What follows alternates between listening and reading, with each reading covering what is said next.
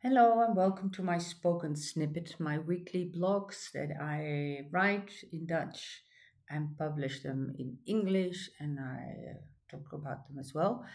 Let me just first read my blog out loud to you and then have a little talk about it, a little discussion. Because this time today, it's about a subject that's really close to my heart. It bothers me a lot. Um, it's a sign of the times, I know. When I was raising my children, because it's about raising children, it wasn't like that. Of course, time changes. Hey, I know that. So just listen to it for a second, and then we can talk about it later. The subject of today is parental phubbing. I never knew there was a word for it, parental phubbing. But as soon as you hear it, you know exactly what it means. Parents who find their phone or iPad more important, consciously or unconsciously, than contact with their child. I see it more and more often. While walking, child in the stroller, mom or dad behind them, absorbed in a screen, sometimes calling, sometimes often scrolling and texting, probably something urgent, but still the real connection is missing. And children notice that are not likely to say anything about it because after all they're children, but maybe they have become used to it, to shared attention, so that they consider it normal. But on a deeper level, all kinds of things are happening. According to Bowlby's attachment theory, a safe and available parent is essential for a child's development. You don't have to be perfect, not always doing the right thing, but be present, be available with attention. If you often choose a screen instead of your child, you create an invisible distance. It goes beyond just that walk. It also teaches children something about themselves. Are they worth being truly seen?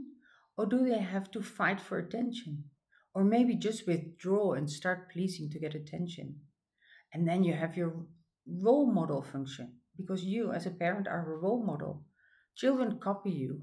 If you are constantly looking at your phone, they learn that this is normal, that you let yourself be distracted, even in the company of people who should be the most important to you.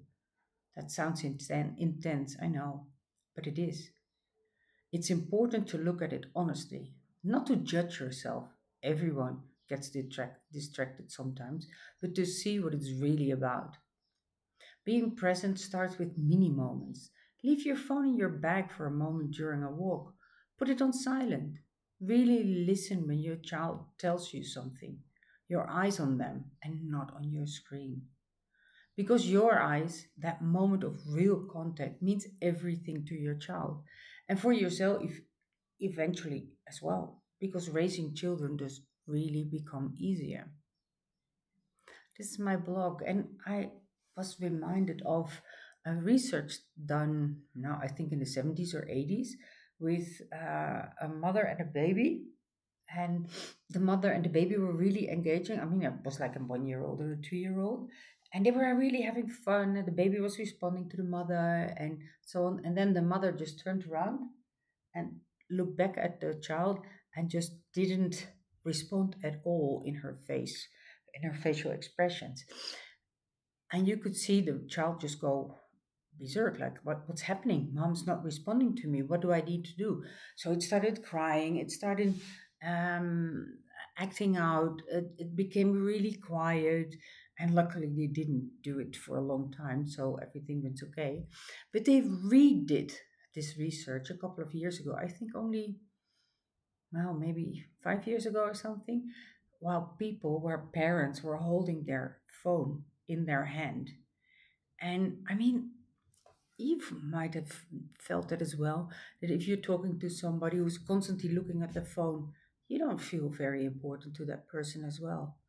So I know I find myself a little bit of a old fart, sorry for the expression, to talk about this, but please have a thought about this, and maybe you can put your phone down so children know that they're the most important people in the world for you, for us, and it will really, really make a change in the world.